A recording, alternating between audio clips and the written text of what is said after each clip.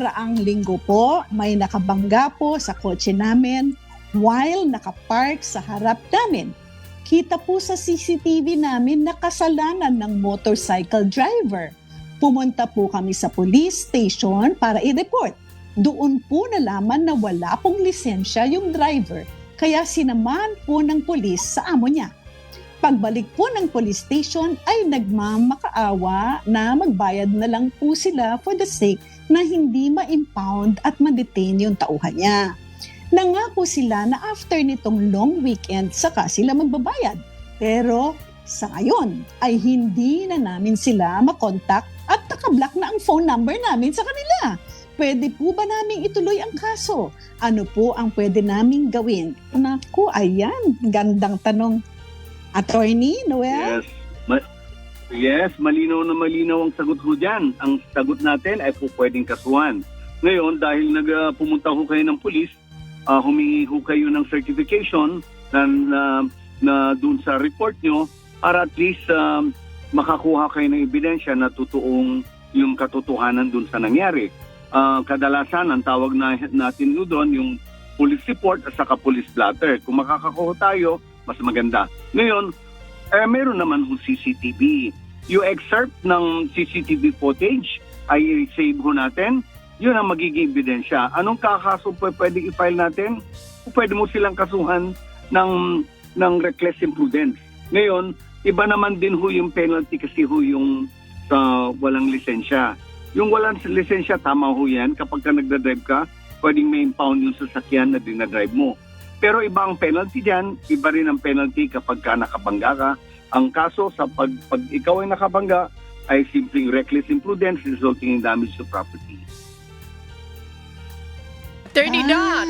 Ayan, thank you for that, Attorney Noel. Ayaw, ikaw naman, Attorney. Anong gusto mong banggitin? Kaganda. Go ahead, please. Thank you, Attorney Noel.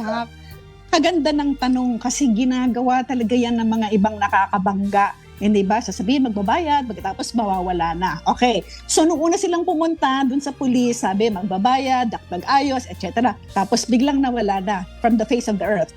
So, ako naman, Miss Annie, ang advice ko, balik po kayo sa police.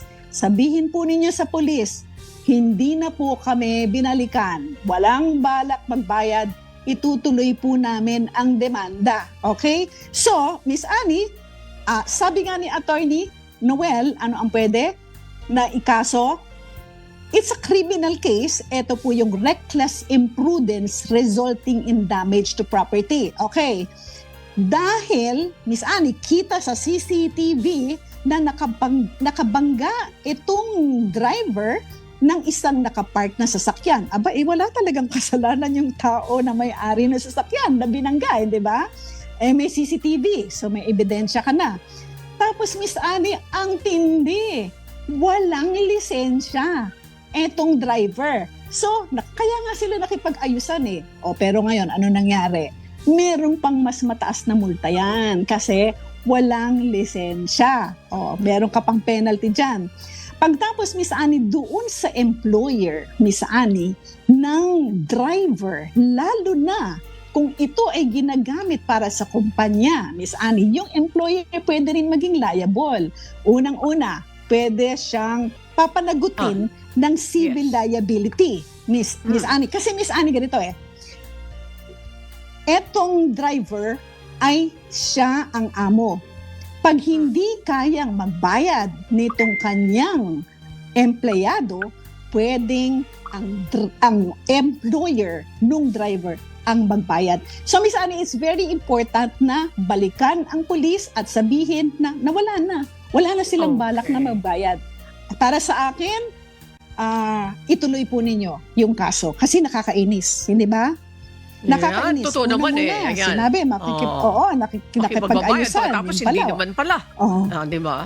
Nang luloko, di ba? So, thank you. Pasalamat tayo kay Attorney Noel Valerio, Attorney Dot. Napakaganda nito mga tinuran niya ngayong hapon. At syempre, kasama ka pa, Attorney Dot Gancayco, sa pagbibigay ng mga legal advice.